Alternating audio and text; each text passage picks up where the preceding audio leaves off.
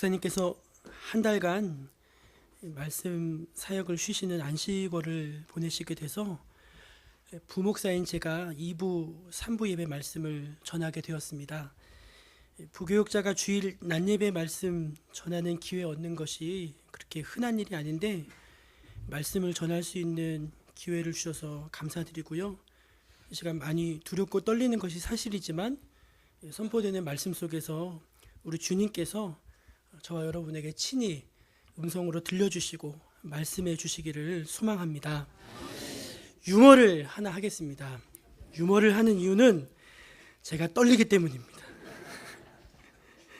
오늘 주일학교에서 선생님이 아이들을 많이 모아놓고는 천국에 관한 이야기를 재밌게 들려줬습니다. 천국은 말이야 길은 순 황금이고 문에는 진주가 꽉 박혀 있고 가면은 니네가 먹고 싶은 거 다 먹을 수 있고 가고 싶은 데 다 갈 수 있고 하면서 뻥을 조금 섞어가지고 천국에 대해서 재밌게 이야기를 해준 다음에 아이들에게 자 그러면은 천국 가고 싶은 사람 손 들어봐. 그랬더니 아이들이 손을 어떻게 들어요? 저요 하면서 주일학교 특유의 그거 있잖아요. 아이들이 손을 다 드는데 유독 한 아이만 손을 들지 않더랍니다. 그래서 내가 뭐 이렇게 좀 설명을 좀 잘못해줬나 하면서 그 아이에게 너는 천국 가고 싶지 않니? 이렇게 물어봤어요. 그랬더니 걔가 뭐라고 답했는지 아세요? 우리 엄마가 교회 끝나면 곧장 집으로 오라고 했어요. 약하네요. 하나 더 하겠습니다. 그래서 저희 큰아이가 조금 엉뚱한 좀 기질이 있는데 지금 8살인데 5살 때쯤이었던 것 같아요. 제가 아이에게 괜찮아 너 이 다음에 커서 뭐가 되고 싶니? 이렇게 물어봤습니다. 왜 아빠들은 큰 아이에 대한 그런 좀 각별한 관심이 있잖아요. 그래서 우리 아이 5살 먹은 애를 붙잡고 너는 이 다음에 커서 뭐가 되고 싶니? 이렇게 물어봤어요. 그랬더니 그 아이가 저희 눈을 많이 쳐다보면서 온 가족을 정말 깜짝 놀라게 할 만한 그런 획기적인 대답을 했는데 뭐라고 대답했는지 아십니까? 엄마요. 이렇게 대답을 한 거예요. 엄마가 되고 싶다는 거예요. 애가 엄마가. 그래서 그 아이가 진짜 엄마가 되고 싶은 것 같더라고요. 그래서 그 꿈을 꺾을 수 없어서 그래 엄마가 되라 하면서 말했던 기억이 있습니다. 한국의 엄마 아빠들은 아이들이 학교에서 돌아오면은 오늘 선생님 말씀 잘 들었어? 친구들하고는 사이좋게 지냈니? 오늘 학교에서 뭐 배웠어? 이렇게 많이 물어봅니다. 그런데 유대인의 가정은 좀 다르다고 해요. 유대인 부모들은 애가 학교 마치고 집에 딱 들어오면은 뭘 물어보냐면은 너 오늘 학교에서 선생님한테 뭐 질문했니? 이렇게 물어본다는 거예요. 과연 유대인이죠. 그들은 질문을 던지는 것이 얼마나 중요하다는 것을 교육적으로 이해를 하고 있는 것입니다. 유대인 정통교육을 하브루타라고 이렇게 부르는데 교육하는 모습을 아마 TV에서 한 번쯤 보신 적이 있을 것입니다. 굉장히 간단해요. 딱 마주 앉아가지고 질문하고 답을 찾고 또 질문하고 답을 찾고 하는 과정을 통해서 창의적인 생각들을 뽑아내주는 거예요. 그리고 이미 알고 있던 것들에 대해서 새로운 시각을 길러주는 교육을 어렸을 때부터 체계적으로 가정에서부터 그렇게 해주기 때문에 그 아이들이 굉장히 뛰어나다고 합니다. 미국의 아이비리그에 있는 명문 대학들에서 여러 인종들 대상으로 심층 면접을 해서 이렇게 고사를 치르다 보면은 유대인들이 훨씬 시험에 강하다 그래요. 강한 이유는 뻔하죠. 그들이 어렸을 때부터 그런 질문에 대해서 굉장히 익숙하기 때문에 그런 시험들을 잘 통과할 수 있는 것입니다. 오늘 본문에서 예수님이 질문을 던지시죠. 2가지 질문을 빌립보 가이사랴 지방으로 올라가시던 길에 제자들에게 던지십니다. 첫 번째 질문은 무엇인가 하면은 사람들이 인자를 누구라고 하느냐라는 질문이었습니다. 그러니까 여기서 말하는 인자는 예수님 자신을 가리키시는 것인데 쉽게 말씀드려서 제자들에게 얘들아 한간에 사람들이 나에 대해서 좀 뭐라고 하더냐 라고 물으셨던 거예요. 여러분들도 가끔 그런 생각 하시지 않습니까? 저 사람이 나에 대해서 어떻게 생각하고 있을까? 그렇죠. 그런 것들이 좀 궁금할 때가 있어요. 저는 저에 대해서 사람들이 어떻게 생각할까? 그런 생각을 가끔씩 해볼 때가 있습니다. 웃으시는 분들은 그러신 거죠?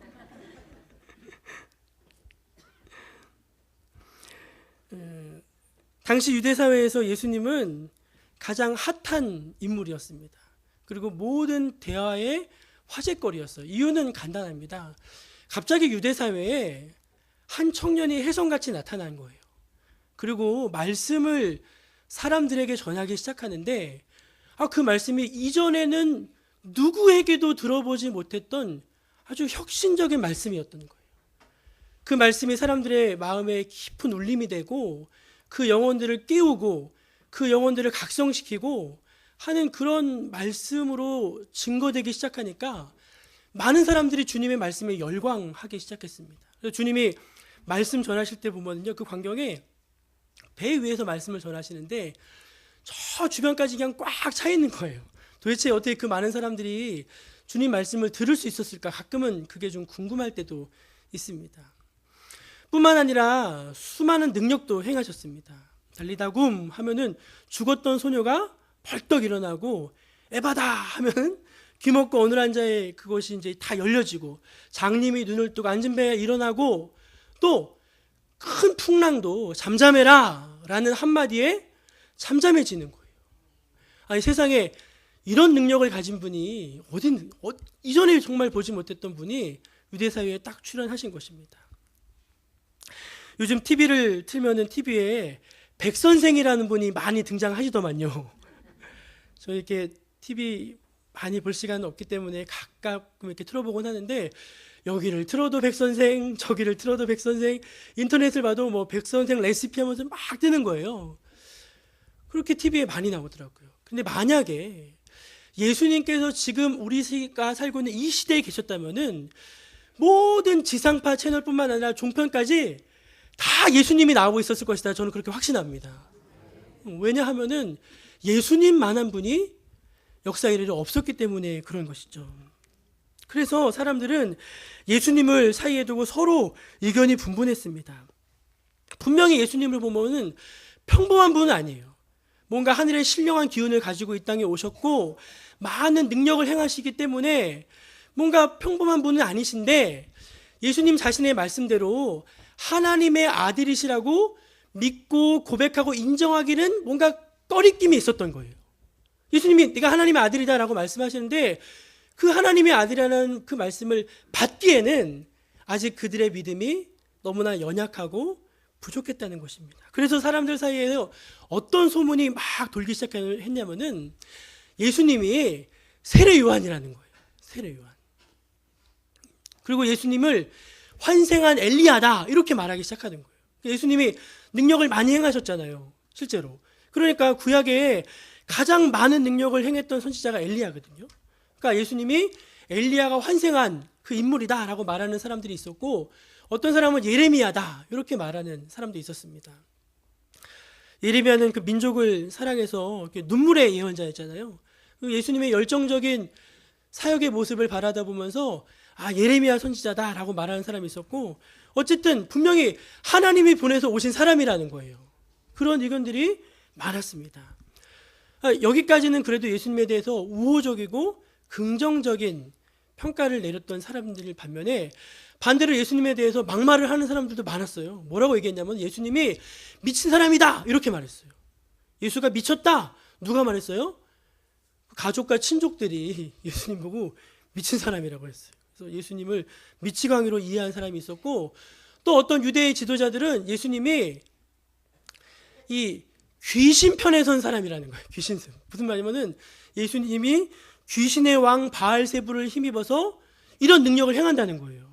그 얘기 들어본 적 있으시죠? 그러니까 예수님이 하시는 말씀이나 그 행하는 사역을 봤을 때는 뭔가 이게 하나님께서 보내신 분이 분명한데 그렇다고 하나님의 아들이라고 인정하기는 싫은 거예요. 그러니까 예수님을 어디다 갖다 붙였어요? 하나님 편이 아닌 귀신 편에 딱 갖다 붙인 거예요. 그래서 귀신 편에 선 사람이다. 귀신의 동역자고 귀신의 왕 바알세불을 힘입어서 이런 일을 행하는 사람이다 라고 하는 거예요. 그러니까 어떤 사람은 요한, 세례 요한, 어떤 사람은 엘리야, 어떤 사람은 미쳤다고도 하고, 어떤 사람은 예수님이 귀신의 왕 바알세불 편이다 이렇게도 이야기를 하는 거예요. 왔다 갔다 하면서 많은 말들이 오고 갔지만 정작 예수님에 대해서 정확하게 알고 있고 정확하게 얘기한 사람들이 거의 없었다는 것입니다. 그들은 예수님에 대해 무지했고 오해하고 있었고 또 불완전한 이해, 부분적인 이해를 가지고 있었던 것이죠. 왜 그랬을까? 간단합니다. 예수님을 실제로 만난 사람이 없는 거예요. 그러니까 이 만났다는 거는 우리가 누군가를 안다고 했을 때 그 아는 게 내가 안다고 아는 건 아니잖아요. 그렇죠? 지난주에 여기 국회의원이 오셨는데 제가 그분 알거든요. 네, 제가 전에 사역하던 교회도 인사하러 오셨었어요. 오셔가지고 악수도 하고. 근데 그분은 나는 그분 아는데 그분 절 몰라요. 모르는 거죠. 그냥 그래 따더라, 그래 카더라 그렇게 알고 있었던 거예요. 경상도 할머니들의 예수님에 대한 대화라는 유머가 있었는데 제가 좀 읽어드리겠습니다. 경상도 할머니 셋이서 모여서 예수님 얘기를 하는 겁니다. 아이, 예수가 죽었다 카더라. 그러자 다른 할매가 와 죽었다 카드노. 못에 찔려 죽었다 카대. 에이고 내 머리 풀어 헤치고 신발 질질 끌고 다닐 때부터 알아봤다. 그때 아무 말도 하지 않고 있던 할머니 한 분이 예수가 누구? 라고 물어봤습니다. 그랬더니 그 할머니가 몰라. 우리 며느라가 아버지 개 썼는 거 보니 사돈 어른인갑지? 에? 사돈 죽었는데 문상 안 갔나? 안 갔다. 왜 안 갔노? 그 갈락했는데 슬그머니 사흘 만에 살아났대? 웃기시죠? 사람들은 예수님에 대해서 이것저것 많이 떠들어대요. 되게 잘하는 것처럼. 많이 예수님 만나본 것처럼 막 얘기하는데 실제로는 다 뜬구름 잡는 얘기를 하는 거예요.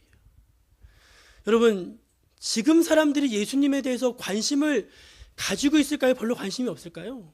저는 지금 사람들도 예수님에 대해서 엄청난 관심을 갖고 있다고 확신합니다.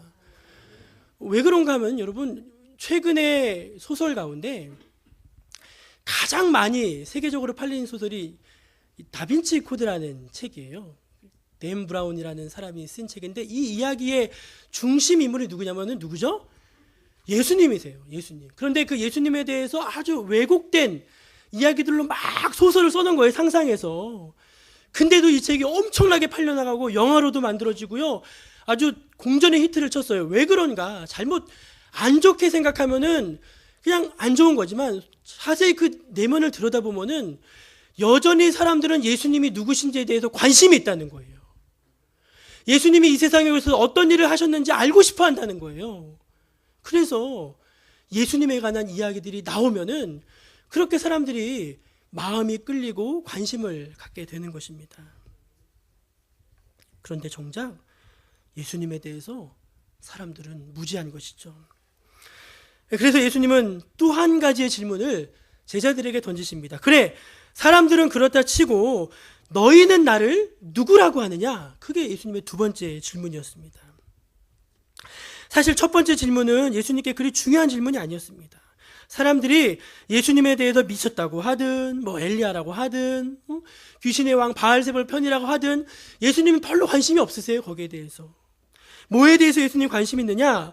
바로 이 질문을 듣고 있는 너는 나를 누구라고 생각하느냐는 거예요. 저와 여러분에게 동일하게 던져주는 질문이 아닐 수 없습니다. 그래, 세상 사람들이야 그렇다 치더라도 지금 예배당에 와서 이른 아침 차 타고 와서 여기 앉아서 예배 드리고 있는 당신들은 저는 예수님에 대해서 어떻게 생각하고 있냐고 지금 물어오시는 것입니다. 진지하게 우리의 마음과 우리의 고백을 듣고 싶어 하신다는 것이죠. 할렐루야. 남자들은요 좀 별로 그런 게 없는 것 같아요. 멋있다 그런 표현들 그냥 해도 그만 안 해도 그런데 우리 여자분들은 예쁘다 이런 표현 듣고 싶어 하시는 것 같아요. 그렇죠? 노 권사님 에이, 그래서 막 집에서 왜 그러잖아요. 우리 집 얘기는 아니에요. 근데 예뻐? 그런 거 물어보잖아요. 그렇죠? 예뻐? 나 사랑해? 물어보잖아요. 그랬을 때 예뻐, 사랑해 얘기해주면 이렇게 분위기가 좋은데 몰라? 그러면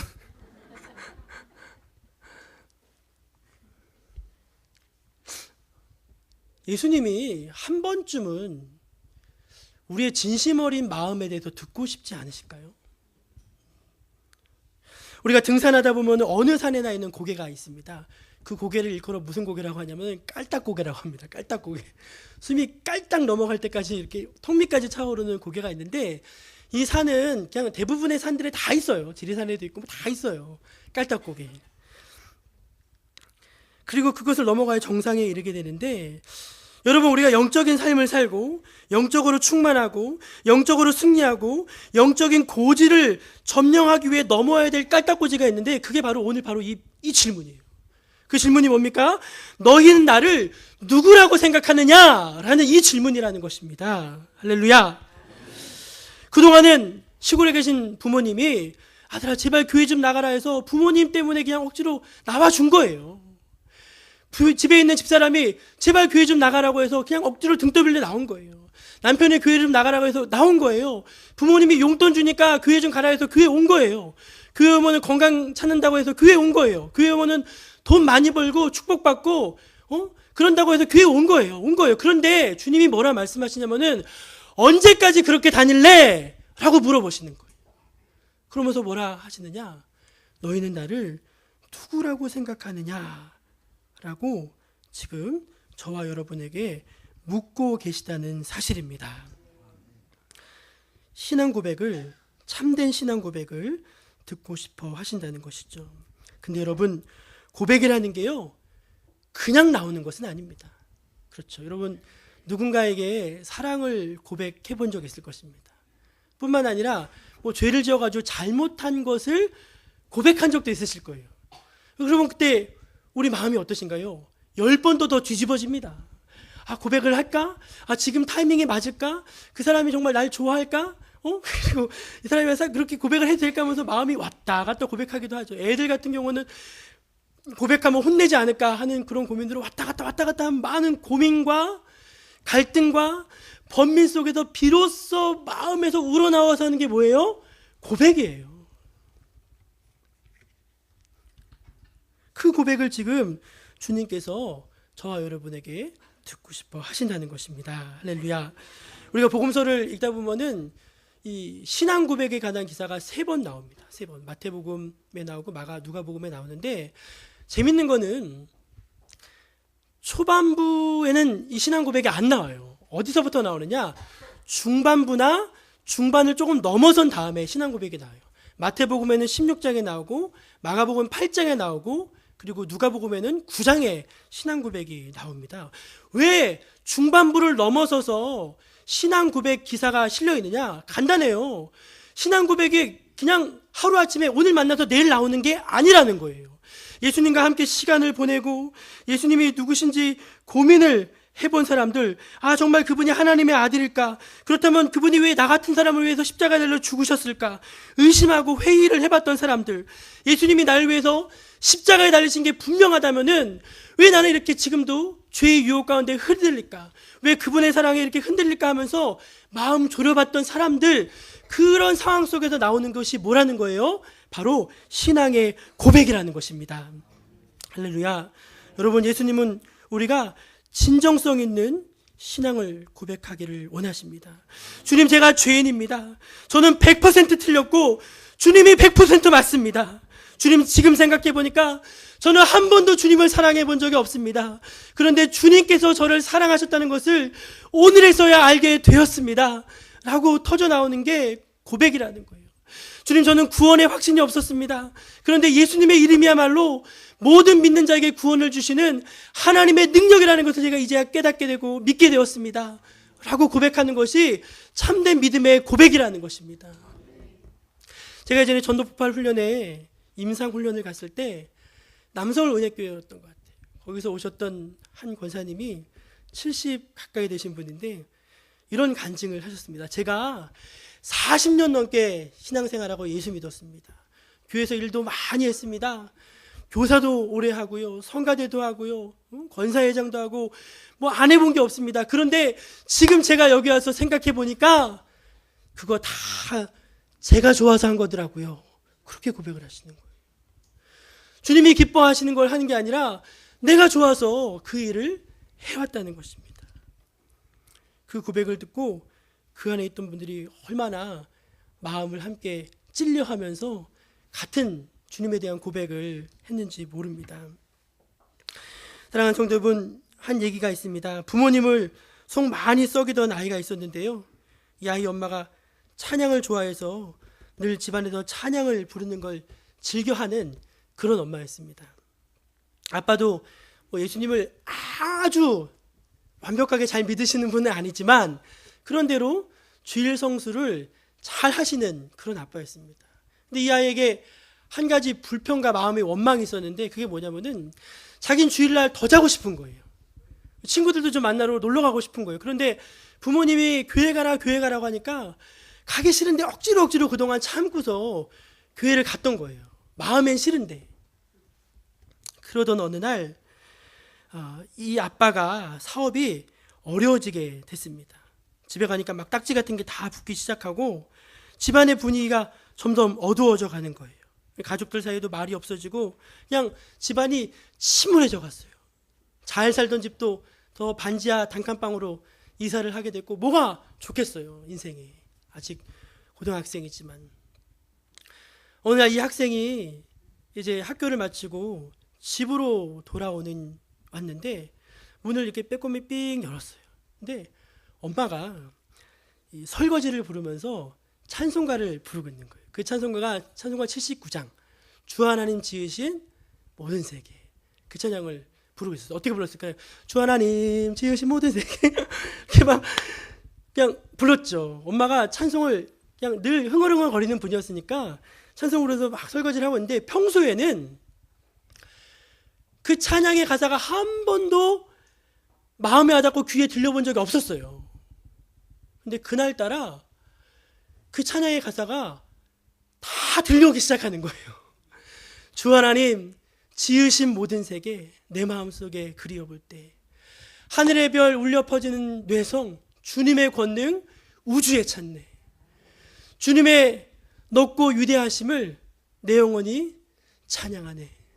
주님의 높고 위대하심을 내 영혼이 찬양하네. 할렐루야. 이 가사가 마음속에 확 들어온 거예요. 그 순간 눈물이 핑 돌면서 애가 거기서 눈물이 터진 거예요. 방으로 막 달려 들어갔습니다. 달려 들어가서 자기 난생 처음으로 하나님께 이런 기도를 드린 거예요. 하나님 살아계신 거죠? 하나님 살아계신 거죠? 하나님 살아계신데 우리 아빠가 망했어요. 그렇게 기도를 한 거예요. 하나님 살아계신데 우리 아빠가 망했어요. 그러면서 뭐라 기도했냐면은 하나님 살아계시다면은 우리 아빠를 좀 도와주세요 라고 눈물을 펑펑 흘리면서 그 아이가 기도를 한 거예요. 이 아이에게 지금 무슨 일이 벌어진 거죠? 이 아이가 지금 하나님 만난 거예요. 하나님 만난 거예요. 그동안 엄마 아빠의 등 떠밀려서 가던 그 교회, 가기 싫은데 억지로 갔던 그 교회, 안 가면 안 됐던 그 교회를 그냥 막 등 떠밀려 가다가 이제서야 비로소 누굴 만나게 된 거예요?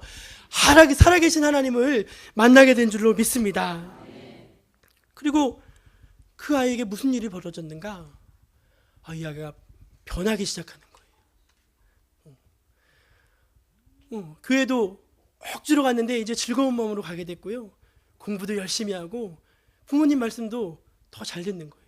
동생들도 살뜰하게 거두고, 하여간 누가 시키지 않았는데 그냥 그렇게 아름다운 모습으로 바뀌어가는 거예요. 그러면서 집안 분위기가 점점 밝아지기 시작했어요. 그 집안이 침침하고 어둑어둑했었는데 그 아이의 변화로 말미암아 그 가정이 엄청나게 환하게 밝아지게 되었던 것입니다. 할렐루야. 여러분, 예수님을 만난 사람들, 예수님을 구주로 고백한 사람들, 살아계신 하나님과 함께한 사람들이 있는 곳에는 이러한 역사가 일어나게 될 줄로 믿습니다. 여러분, 베드로의 신앙 고백의 핵심은 무엇입니까? 예수 그리스도께서 하나님의 아들이시라는 거예요. 주는 그리스도시고 살아계신 하나님의 아들이시라는 것입니다. 예수님은 만왕의 왕이시고 만주의 주이시고 모든 이름 위에 뛰어난 이름이시고 다시 오실 심판주라는 것입니다. 그 고백이 바로 베드로의 신앙 고백의 가장 핵심적인 내용인 것입니다. 사람들은 어떤 대상에 대해서 눈이 띄어지게 되면은 일어나게 되는 변화가 있어요. 그게 바로 태도의 변화입니다. 태도의 변화. 제가 좋아하는 영화 대사가 하나 있는데 예전에 봤던 킹콩을 들다라는 영화에서 나왔던 대사입니다. 그 대사가 뭐냐면은 아따 선생님이 이제야 절 알아본갑네요 라는 대사예요. 아따 누가요? 선생님이 이제야 절 알아본갑네요. 재밌죠? 안 웃긴 거 웃길래 하니까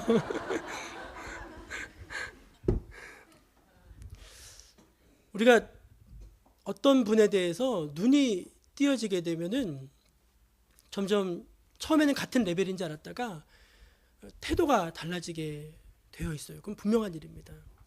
적절한 예화가 될지 모르겠지만 군대 목욕탕에서 있었던 일입니다. 어떤 군인이 군대 목욕탕 가서 이제 목욕을 막 이렇게 하고 있었어요. 옷을 다 벗고 목욕을 했습니다. 여러분 원래 목욕할 때 옷을 다 벗는 거죠?